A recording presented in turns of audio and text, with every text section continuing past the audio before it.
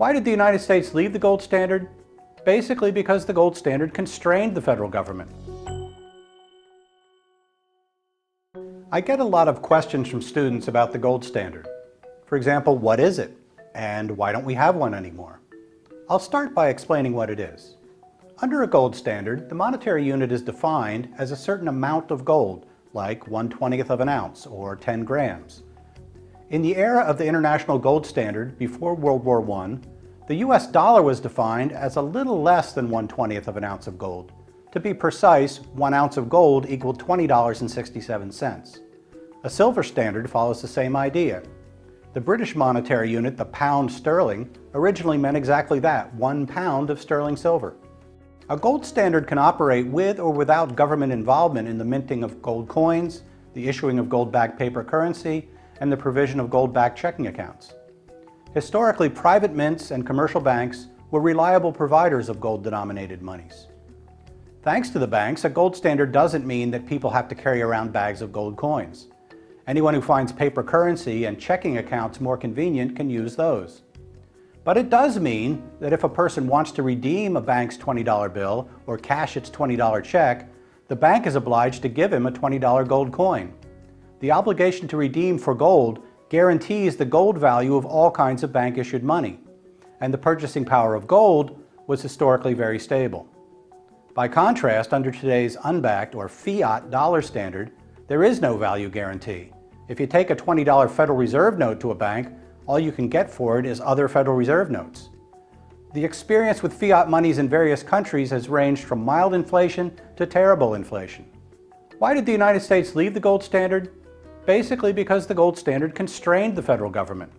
The obligation to redeem in gold limited money printing at times when the federal government, rightly or wrongly, thought more money printing would be a good idea. The United States went off the gold standard in two major steps.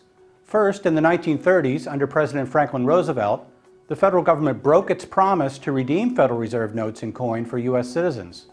Private ownership and use of gold coins were actually outlawed. Individuals and banks were ordered to turn in their gold coins and bullion to the Federal Reserve.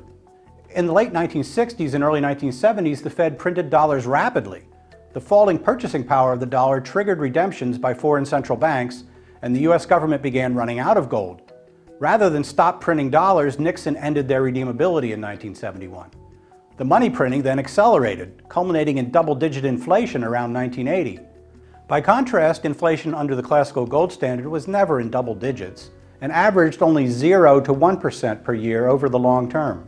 A common objection to a gold or silver standard is that there can be random shocks to the supply or demand curves for metal, and that these will make the purchasing power of metallic money unstable.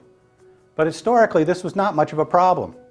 For example, after the major supply shock of the California gold rush of 1849, as the gold dispersed over the entire world, the resulting inflation was less than 1.5% per year for about 8 years. Thereafter, the price level leveled off, and later gradually declined as the world output of goods grew faster than the stock of gold. Under our current fiat standard, the supply of money is up to the decisions of the Federal Open Market Committee. There's no self-correcting market tendency to prevent the creation of too much money under that system. The fate of the dollar rests with a handful of political appointees. The practical question is, under which system are the quantity and purchasing power of money more stable? In other words, which system better limits inflation? The answer to that question is clear from the historical record. Gold and silver standards have dramatically outperformed fiat standards around the world in providing stable low inflation currency.